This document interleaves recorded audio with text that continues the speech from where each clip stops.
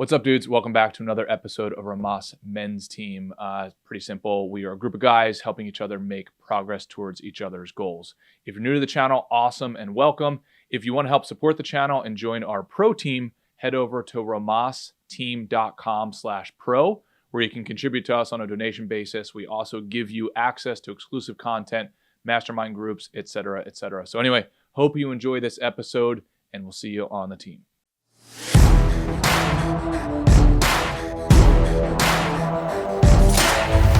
Mr. Ray, what's going on, brother? I know you're muted right now. Ray is currently commuting to his desk.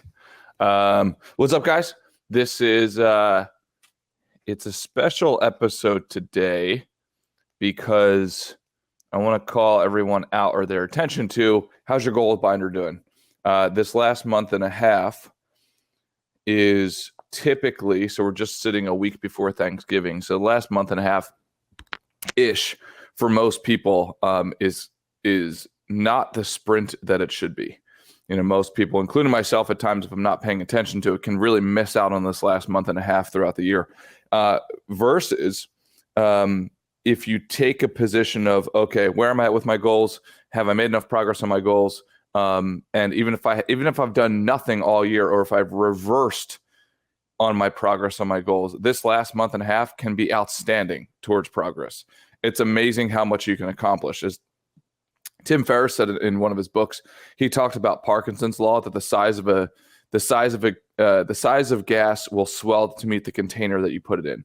So if you've ever had that experience where you have a boatload to do and you have a deadline and then you don't do any of it, but then somehow you manage to get the report done that you haven't done a thing on, that's a 20-page report in college, and you didn't do any of it, and then you waited for the night before, and then somehow you got it done by the next day. So you had 3 months to get it done, you didn't do any of it, and then you got it done the day before. Ray, do you have a cat? Yeah, she doesn't like being excluded from anything. So I didn't know they had a cat. Yeah, we have. The noise was annoying. I was just curious that you had a cat. Yeah, she's here somewhere. She doesn't like being excluded from anything. So when I close the doors for quiet. Yeah. See. Oh, there she is. I could totally see you as a cat guy. It's really Sarah and Thea's cat. Like nice. But yeah, we're pretty tight. Yeah, I think it was Zig Ziglar or some other, personal development coach who said, it's amazing what we get done, like in the 3 days before Thanksgiving, or in the few days before a vacation, right? Because you're going to, like you're going to be away from your work, you're going to be letting your team down, so to speak. So the output is just like orders of magnitude greater. Yep. And so the implication is, why don't we turn on those turbo boosters every day? Yep. Yeah, exactly. Now, if we find ourselves in a position where we haven't made enough progress throughout the year, you still have several weeks. And by the way, even if that means spending intentional time with family, right? Like there's this concept of like, when you're working, you spend your time thinking about family or friends or doing something awesome. But then when you're doing something fun with family or friends, you're thinking about working. There's just always this grass is greener on the other side, or this anxiety about the other side. I'd rather be fishing. Or whatever kind of right. Exactly. Sticker. So how can we be intentional about these next few weeks here at the end of the year? And Ray, let me ping that back on you. What are some things that you would like to sprint towards for the end of the year?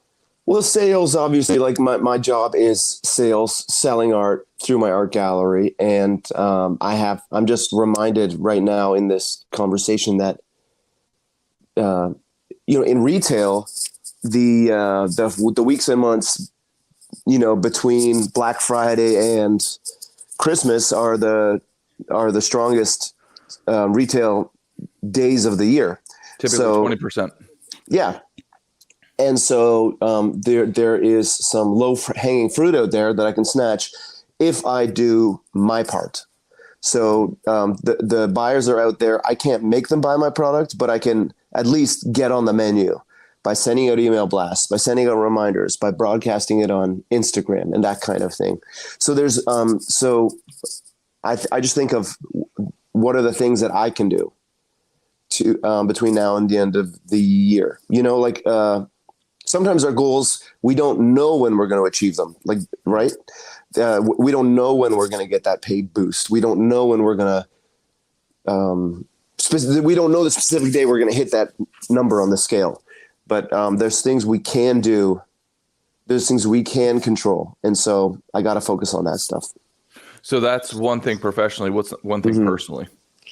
Personally, I'm going down to Miami, or I'm going down to Florida for November 23rd to December 4th. And then maybe again for Christmas to New Year's. And so it's going to be swimsuit season.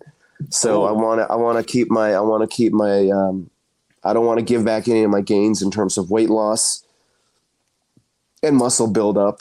And so I have to keep my diet game strong. And what's been working for me so far is 3 eggs scrambled for breakfast, a kale salad with chicken for lunch, and then dinner is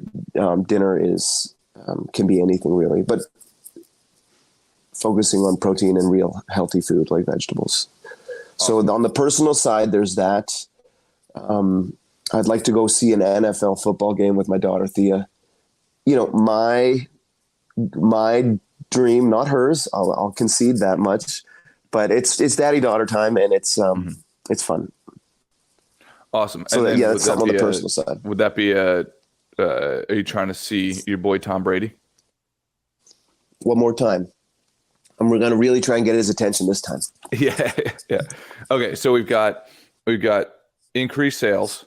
We've got maintain body composition, health. And then we've got take daughter to daddy-daughter day via NFL. And then also maybe if we can get the mother-in-law to babysit Thea overnight, maybe take Sarah, do a date night down there, sleep over in a hotel or something. Okay. So we got 4. So we got personal, professional, wife, daughter, and health. Child. Yeah. Got it. So we got, professional, health, relationship, father, relationship, husband. Yep. Awesome.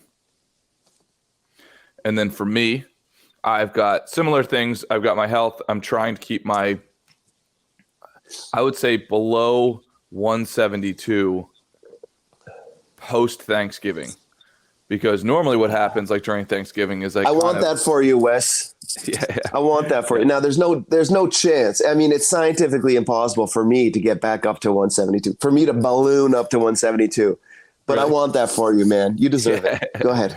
So I'm probably at 163. I didn't weigh myself yet this morning, but 163. You can put on 10 pounds of turkey gravy. Well, so no, see, my problem is that I will take the whole week. Yeah. Your pecan pie, your pumpkin pie. Yeah. Dessert at lunch, dessert at dinner. Yeah, it's something leading up to Thanksgiving, like helping my mom cook the meal and everything, and then cook or prep the different meals, and then eating along the way, and then just mentally. And this you get a certain amount of mental scope creep. Oh, it's Thanksgiving, but it's like no, it's 4 days away at that point, and so it creeps out early, and then it also creeps out late. So then it's like, oh, well, the next day you have leftovers. And then Saturday, of course, there's still pumpkin pie, and it'd just be a sin to let it go to waste, like that sort of thing. So how do we, so do you just concede that it's going to be a week of fun eating, or are there things you can do to guarantee some food discipline during that week? Oh, my biggest thing is you either do a competition or you put a bet on it, and usually to the tune of a couple thousand. Go for it! I dare you, Wes. Yeah. Dare you. I dare you. Let me think about it. Last time it was totally rigged, but I'm ready. I'm ready this time, man. I will. I will think about it because I don't want to commit to something that I know that I'm not going to do. So I've got to. I don't care. You can. You can not follow through on it. Yeah. Pay you $2,000. Yeah, well, it was 5, I think, last time. But anyway, you think about it. Whatever. So, no. As obviously,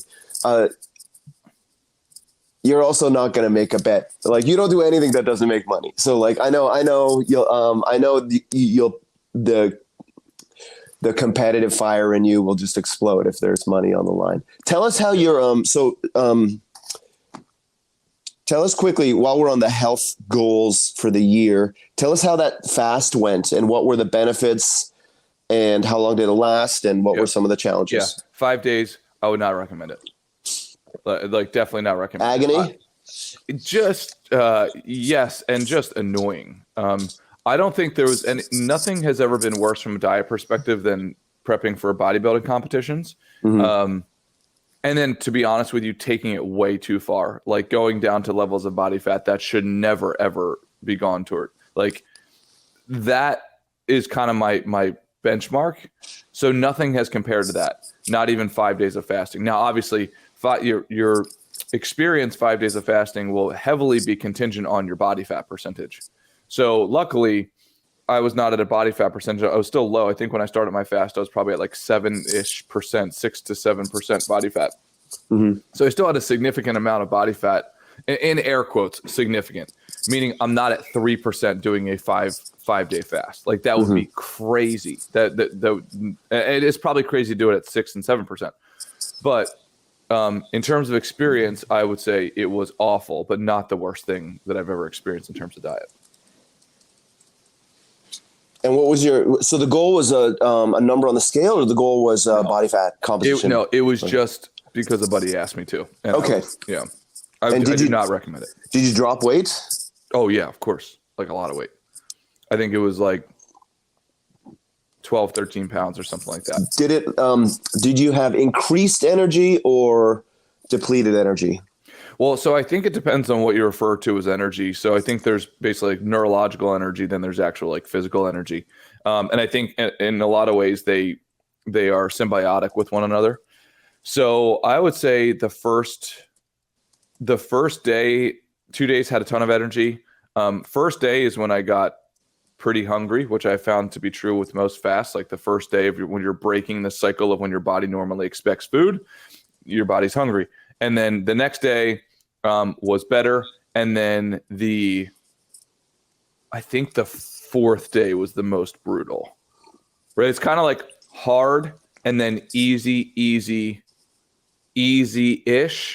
and then really hard the fourth day. And the fifth day, just pissed off. Mm-hmm. Yeah. Mm-hmm. So that's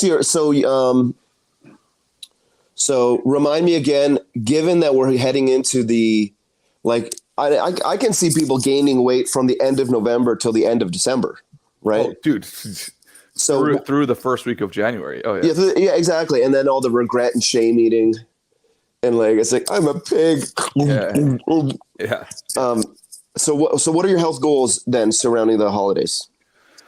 So I haven't thought about it yet. I mean, my goal throughout the whole year is to maintain between 6 to 8% body fat.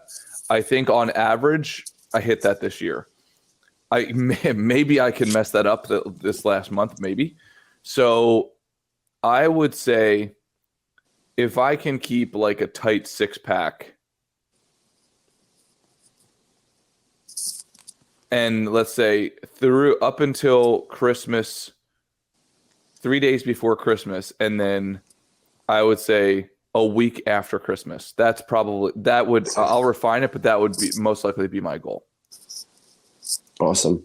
Yeah, I'm thinking in terms of health goals. I know I'm going down to Florida from November 23rd, December 4th, and then maybe December 19th through the 2nd. And it was in Florida, end of December, where I hit the scale at 192, and I was like, this has got to stop. Yep. And I don't know if I showed you that picture of me with the tie and the blue blazer. No, do you have it? Yeah. Can I pull it? Can I? I don't know if you're able to share like your. Can you share a screen? Yes. So why don't I text it to you? Yeah. And just as a quick, heads up. And can you hear me still or no? Yep. Ray Okay. and I are talking about health goals, but that is definitely air quoted because all this time we've been talking about aesthetic goals, which is obviously not necessarily synonymous with health, but to a large degree it is. No, well, I call it, I mean, I just, it's kind of like like having it's just a trad mask. It's just a traditional masculinity code for like, having like, cover of Men's Fitness, shredded body. Yeah. And so definitely, body composition is an enormous indicator, in my opinion, of health. But it also leaves out certain things like, are you sleeping properly? Yes, of course. Things. So that is also baked into my health. This year, I think I've only gotten sick, one time. And dude, there was a time in my life when I was back east in New York when I would be in a constant simmering state of illness, just like because the sleep was horrible, stress was super high, like all these things. So I would probably get sick. I'm not kidding, dude. 7 to 10 times a year, easily. So when you were on Wall Street, yeah, oh yeah, and we were all sick all the time. Yeah, staying up late, drinking, partying, working hard, working out. Yeah, just burning the candle at both ends. All the nonstop. So. So when I say health goals, like I want to try to not get sick for the rest of the year. I think that will be the lowest number of times I've gotten sick in the last, probably since like grade school, like quite literally. Mm-hmm. So that's not a very sexy goal, but for me, it's a really important goal because every time you get sick, right, you have to take yourself out of the game, or like Ray is sick right now, or you have to do things and you feel awful when you're going through them, Yeah. And sleep is totally disrupted. Work is totally disrupted. Yeah. And I do not have food discipline right now. Yeah. Now the thing is with the iPhone picture, sometimes people on the far sides of the picture kind of get stretched, but dude, that's huge. Look at that before and after, man. Yeah. I mean, stretch or not stretched. I know that might be, I know Jordan might accuse me of camera tricks or something, but, and then the close-up's the next one if you want to swipe. Yeah. Yeah, look at that. You should be proud of yourself, man. Thank you, dude. Yeah, that's about 25 pounds. Hell yeah. Mostly in the head. Dude, that's outstanding. I'm going to hold that. So for those of you listening, we're just holding up a before picture of Ray, and the after picture is him right now. I wish I could. Yeah, dude, that's awesome. If somebody could screenshot that by any chance, that's a huge trophy. That is awesome, dude. Hell yeah. Corporate Raider Ray. I know, or it's like Baldwin brother body double Ray. I know it, like with that blazer and everything. Yeah, that's awesome. And think about this. So I want to hold on to that. Because like that, I could give that back between now and New Year's Eve. Go on your enemies list, bro. He's happy though, dude. He's happy. But think about this. Look. None of my clothes fit. Yeah, if you don't mind me saying, none of that blue blazer did not fit. Those khakis did not fit. Yeah, I mean, if you look at that, most men are walking around like that. Mm-hmm. That dude, and I say this respectfully, like you look like you're choking, like your tie looks like a noose. You know what I mean? I might be choking on a piece of pecan pie as well, though. It might not be the tie. Like could you even button the top button? God, no. You can see the gap. Yeah. Yeah. So now if you think it's so interesting when we have the certain archetype of a male and you look, you kind of look like a power player there. Like that. Right. Lucas executive looks like. Yeah. Lucas said corporate Raider Ray in the comments. Right. It's so interesting that so many men have decided, like implicitly decided to look like that to the point where it's almost has a respectable sort of like connotation. Do you know what I mean? Yeah. Like, oh, that guy, like corporator, right? Look, that's a power alpha male. Or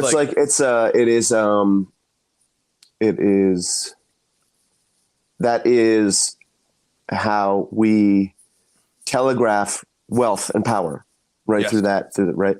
Yep. Lucas Danner also called me Little Trumpy. I would call myself, I would say that outfit is, that look is Donald Trump Jr. Jr. Yeah. So like, if we could start to change the narrative and the mental archetype of, no, you should not look like that. Like if you put yourself in a UFC cage with a tribes person who hunts every day, you'd be like, okay, yeah, show me how alpha who's so you really lean. are. Who is so lean. Show me dude. how alpha you are. You take that suit off. So if we could start to exchange that body fat for definition and exchange that suit for Lululemon, that you could jump down and do 20 push-ups right away. That, in my opinion, is where the narrative of males should go. Mm-hmm. Right. At any given time, we could sprint. At any given time, we could do some sort of physical activity. And that does not mean we can still not do business simultaneously. But like changing that. I remember one time I like to wear vests. Like when I would like to dress up, I just like that sort of like spruce, like old school vest, but with new school ways of wearing it. So like I'll wear like a skinny tie with a vest, like, sleeves rolled up, et cetera. Magician's assistant. I know. I've seen the yeah, exactly. Right. So, and this guy comes there, one of my buddies, and he's like, hey, it's a Wall Street guy. He's like, you're supposed to have the bottom button unbuttoned on your vest. So he's calling me out. That's like an intellectual call, fun little jousting. Said, well, actually, the reason for that was because when vests were created, men were so fat that if they did not unbutton the bottom button, that the bottom button would pop off. So it's not that I'm unfamiliar with that rule. It's I refuse to comply with it for that reason.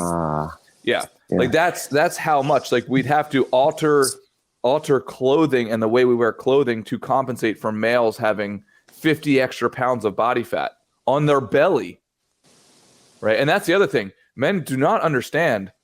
I was sitting to lunch with somebody recently, and this guy's like, I got 20 pounds to lose. And I literally met him that day. But we were at the table with a really close friend of mine. I said, hey man, can I just talk to you man to man? There's no women here. There's nobody else can hear us. Like, do you mind if I just talk to you like my brother? If you do care, I won't say it. He's like, oh, absolutely. I said, dude, you have 60 pounds to lose easily.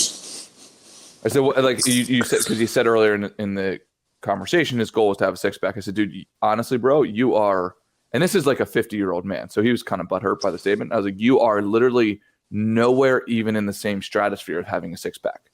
Like no 60 pounds. And that's a maybe, right? But your mind is skewed. Like 20 pounds. That's yes. If you want to get your top buttoned on your suit, sure. But six pack is a whole nother level. So I think as men, we have this skewed vision and version of what weight is and body fat percentage is. Yeah, 100%. And I think that having the six pack is a fine goal, but the being on the path of progress, or in other words, like like the daily commitment is what is required. Absolutely. And right? It's not just drop 60 pounds, but it's like it's disciplined eating every single meal and every minute between those meals. Yep. Right. And then having a program. And so something I'm thinking about just during our discussion is like, I can commit to doing video workouts with my trainer while I'm down in Florida to maintain that schedule. Yep. Absolutely. Yeah. And Ray, I completely agree. I could care less if a man has a six pack, et cetera. I use it for myself as a solid goal. It is not an obstacle. It's an opportunity. Like all of these are opportunities for us. Mm-hmm, and I by no means would judge anybody ever for having body fat. The only time I would judge them in a good way is if they say their goal is this and their action plan is incongruent with the goal. Then it's like, ask permission. Do you mind if I comment on it? Okay, I'm going to comment. I'm just going to tell you straight. Because one of the key things of achieving your goals is having an accurate plan to get there. There's nothing more frustrating in goal planning and goal achieving than you're going down a road that doesn't have the cheese down the tunnel. And oftentimes we have that. Like I would say more often than not, that's what men do. 100. Where the incentives are all aligned. Yeah, and it's the right thing. Like, dude, and I'm sure Jordan can comment on this, right? Like the amount of men who have talked to me and they have some horrible plan to lose weight. Just like completely horrible plan, or horrible plan to make money, or horrible plan to. It's almost like the friend who tells you they're going to get rich and they're in an MLM, sort of a thing, right? Like some multi-level marketing. No offense if anybody's in there right now, but oftentimes those things do not work, right? Like I don't know a single person who's made a bunch of money off of an MLM at all. I know a bunch of people who've tried and who've started. I know way more people successful in an actual sales organization who are getting trained and not selling their friends and family to like be another salesperson. Anyway, there's just flawed plans. And I think oftentimes as men, we go down certain roads, not just because the plans are flawed, but because we want them to be right because they're usually easy. So what are so health? I think we've covered sufficiently in term. And for those of you who just tuned in, it's goals, sprinting to the finish line, maintaining control over our program between now and Thanksgiving and Christmas and New Year's, and having fun, but not losing sight of our goals. How can professional goals be derailed between now and New Year's Eve? Oh, dude. Well, first of all, number one, in corporate America, everybody just slacks off. Like from between Thanksgiving and Christmas, it is like a known thing. So literally, this is going to sound crazy. And then in entrepreneurship, it's very similar. It's like, oh, well, people aren't going to want to pick up phone calls, blah, blah, blah. I would actually say throw those arguments out. Literally keep it as simple as this. Just try reversing it. Try saying, I'm actually going to make the most progress right now in this next month. And then see where that takes you. I'm going to try to get an entire year's done of effort. I'm going to try to 100% increase my output in this last month than I have all 11 months preceding it. And that might sound crazy, but I guarantee if you try it, you will shock yourself with how much progress you've made. And let's even say you're half wrong. So you made up half the distance of the total progress that you've made for the year so far. And let's say I'm 75% wrong, and you made up 25% of the progress that you've made all year. It's still completely asymmetrical. Right. And so how do we refine that for us? For example, if we say we're going to try to do more in the next 6 weeks than we have all year, what does that look like? Yeah. So use in the most general terms. Yeah. So first thing is, in my opinion, always use heuristics as much as possible. Can you define that? Yeah. Heuristics, just like shortcut ways of chopping off a lot of options that are not going to move the needle for you. So for instance, the man, model that we use, money, activities now. What are the activities that will make you the money now? And if you're not in sales, or you're not in a directly, like, let's say, revenue compensating way, then pick the next best thing. So for instance, whatever moves the needle in your industry. Exactly. Right. Like if your boss were paying you exactly for your activities, what would those most valuable activities be? And if you haven't had that conversation with your boss, have that conversation. Hey, Mr. Boss, and let's say we're using the last month. If we fast forward a month from now and we're having a conversation and you were to give me a slight raise, or even not, if you were to say, what are the most valuable things that I could possibly have done in this next month, what would they be? Having a very clear and candid conversation. If you don't have access to your boss like that, then just give your best guess. Act like we're all sitting down at the table and you were pitching Ray and I and saying, hey, here's my plan for the next month. Here's how I can be the most valuable man to my organization for this next month. What are those top 5 things? And only do those fucking things. That's it. If you work at McDonald's, you can figure out a way to do that. And then, how do I decrease the BS activities I'm doing? Because a whole bunch of us do BS activities all throughout the day, right? Am I on my phone during work? Am I going to the bathroom and looking at my phone during work? I swear there's this guy in my building that every single time I go to the bathroom, he's in there on the toilet looking at his phone. I swear, every single time I'm in there. And that's an example, right? You guys maybe are on the same diet plan. Yeah. What do you think? Because I pee 1 million times a day. So it's like every single time he's in there. But anyway, he's wondering the same thing about you, bro. well, I'm at the urinal. He's at the stall. Yeah. So the funny thing is like, how many activities are we doing that are in direct opposition of money activities now? So decrease those, increase the money activities now. Yeah. And also, there's probably other things that are just pending. So if you don't like your position in your job, change it. Right? So it's like, okay, have you been waiting to apply to other jobs? Have you been waiting to reach out to recruiters? Have you been waiting to take that next class? Like, stop the waiting. This is life now. There's no more fucking waiting. And this last month, do not use it as a coasting machine, right? Like, do it now. And Lucas says, okay, fine. Yeah, and it's like I know Lucas feels like you're shouting at him directly. He's shouting at all of us, Lucas.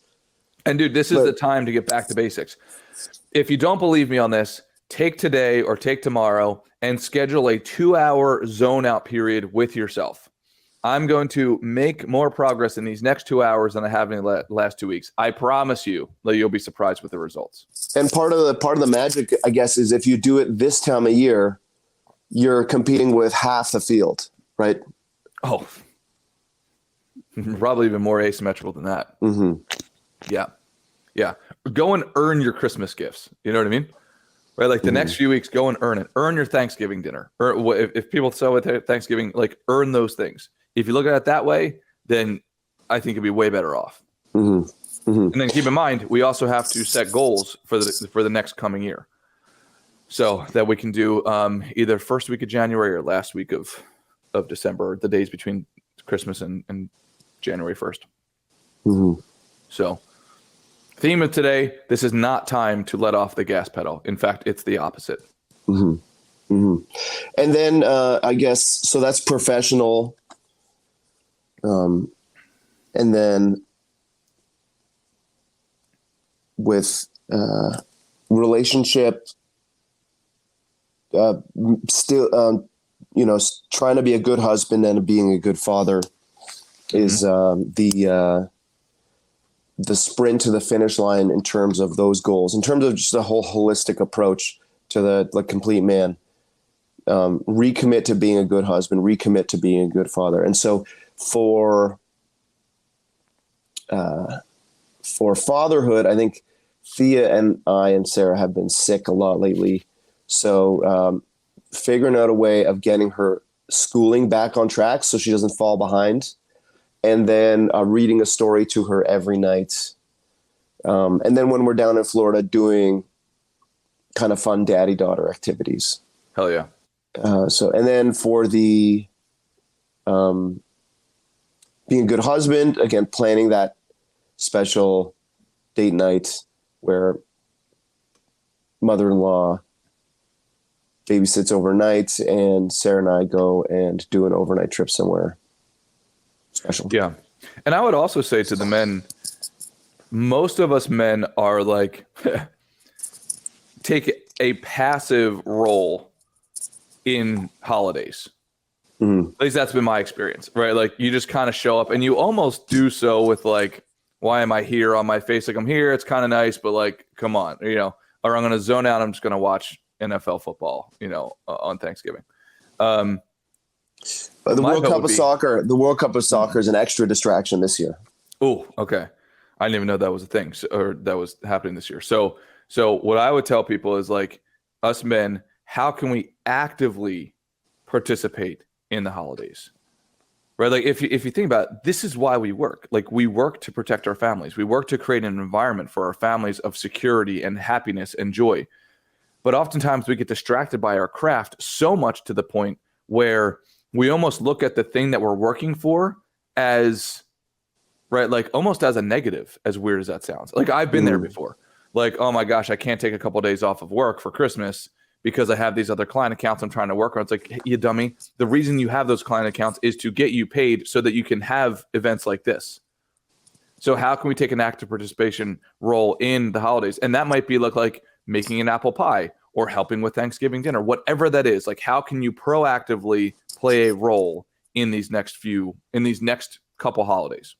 Well, I would go back to Ryan's mantra, which is activity-based quality time. Mm-hmm. Rather than just showing up and sitting in front of the TV, like plan an activity, whether that's cooking together or an excursion. Like down in Florida, Thea and I were watching like the top 10 family things to do in Palm Beach County. And there's like a manatee museum where you can watch the manatees frolic in the water. And then there's like a mac and cheese museum, or there's all kinds of silly things that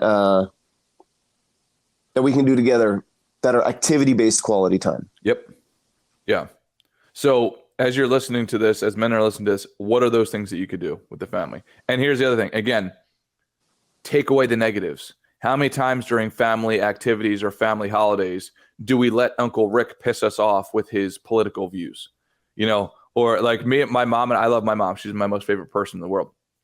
But her and I think so differently. I literally have to read a document that reminds me of like how different my mother and I are. And that's why it's a great relationship, right? Like the whole yin and yang thing. But I literally have you have a document. It's like whenever mom pisses me off, I just read this. Well, actually, when I fly into Philadelphia, I read the document before she picks me up. Awesome. Literally. Yeah, just to get a spike in compassion and not like lose your temper. Well, and then also to remind me that like just because I think a certain way does not mean it's right. Like I have a certain type of personality. She has a certain type of personality, and that's proper for harmony. But my default way of thinking, because I'm trying to get myself out of analytical mind and into emotional, like family mind, I have to remind myself of it. Yeah. So use that in the holidays for everybody who's got trouble with family members and friends. And like, how many times, Ray, have you heard of somebody like they work all year and then they go to the holidays and then it's like, I can't wait to get back. Yeah. Right. Like, I just want to get back. It's 2 days here, 2 days too long, sort of a thing. Like, did it really have to be that way? Or you're just being a jerk. Yeah. And I think we're all going into a hornet's nest of attitudes and opinions that kind of contradict our own. Like I'm going down to like my mother-in-law's place where she watches either Fox News or Lifetime channel movies. And I guess like you said, it might be healthy to just remove or kind of like lock up the judgment button for a few days while I'm down there, and tell myself that they're allowed to be happy, and if this is how they want to spend their time, then have at it. Yeah, where you can focus on the macro goal. Does it affect me? Does it affect my art gallery? No. Well, then it's not going to take up rent-free space in my head. Yep, exactly. And I'm not going to dilute and contaminate the situation, because the macro goal is for us all to enjoy each other's company and for Thea to know what it's like to build a family culture. Right. And for me to fly off the handle and rant about how all these Lifetime movies follow the same formula, right? Where diva gets injured, forgets her diva fiance, falls in love with the small town guy and realizes the true meaning of Christmas, comes around at the end and sticks with the small town guy. Like, I know that it's like, I don't have to shine a light on that, like, on the code.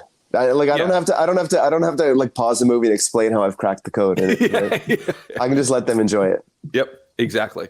And you have to play a role, and that's a man's job. Right. We have to play different roles in life. Some of those roles are less fun than others. Right.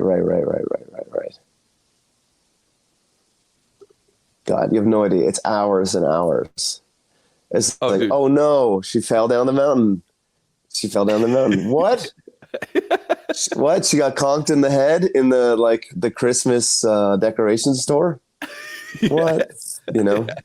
Yeah. Oh, dude, when I go now, to be super transparent, I actually really like Hallmark movies, and it's the same thing. But my grandmother and I'm not kidding, will literally watch 5 hours minimum of back to back, and I could totally see how somebody not enjoying those would go crazy during it. But again, it's just a roll. Dude, it's like that's how they got Khaled Sheikh Mohammed to spill the beans on 9/11. It's just by playing those over and over again. I truly believe that, man. Yeah. No, completely get it, man. But it's like, for the time being, earn your Thanksgiving dinner, earn your Christmas gifts, and so on, and play the role. And your family would be better off for it. So are there any other categories we should consider other than professional, health, relationships? Always money. Money. Always money. For a man, it's always money. Like, and especially as we go into the holidays, usually men are writing blank checks to their boo, to their kids, to their whoever. Just be careful of that. Like, and don't write those blank checks in the form of like just swiping your credit card all the time. Like, you will disproportionately dig a hole during this time if you allow it. Similarly, you will disproportionately increase your capital if you apply effort. Yeah, Sarah and I got into an argument about swiping the card willy-nilly on and so what I did is I cut my cards in two. Oh, nice, man. See that?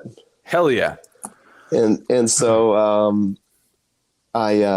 if I want to use it, there is a 5-second kind of moment of deliberation where I have to put the card together to read the number. You know what I mean? And so it's like that 5-second deliberation. Yeah. Is all I need sometimes to release me from the grip of like impulsive shopping. Oh yeah. Well, dude, I can tell you, just for men out there, and this is my own personal belief. So it's a very rare occasion where I use a credit card. I'll use a credit card, let's say, for a known expense in the business. So, but outside of that, just debit cards, because you have a floor. And then I only put a certain amount of capital in my debit card spending account. The amount of people that tell me, oh, well, I spend on credit cards because I get the points and then I pay it off. It's like, dude, I've been working in finance now for 18 years. I can tell you, for every one. That's how they get you. 100%. That's how they get you. 100%. And very few people actually do that. So now if you do that and you do it optimally, then great. But I'm convinced that 98% of people who tell me that are not doing it optimally. They're really not. So they'll be way better off just only like having a limit to what they can spend via like not debt, right? They can only spend what they have in their spending account, period. And that just saves arguments, right? Like, it's like, hey, Sarah, here's what we have in our spending account, and we cannot go beyond that because it's a debit account. You can't spend more than, you probably overdraft it by like $35 or something like that, but that's the floor. Versus a credit card, it's like, whoo, you could go tens of thousands past zero on a monthly basis. Oh, I mean, even larger than that. Oh yeah. So yeah, I would definitely this next month be cognizant of your finances for sure. Always, always, always, but especially during the holiday season. Yeah, Fran's saying credit cards are deadly. So Ray, with that being said, I got to run to a meeting, brother. You have an awesome weekend. Love you guys. Hell yes. See you on Monday. Ray, get healthy soon, buddy. I will, dude. I got my health goals. I got to keep these rock hard abs, right? Yeah, that's right, boy. Look at that right there, dude. Coming in, man. Hell yeah. That's Arnold right there, brother. All right. All right, dudes. Love you guys. Love you guys. Bye for now. Have a great week.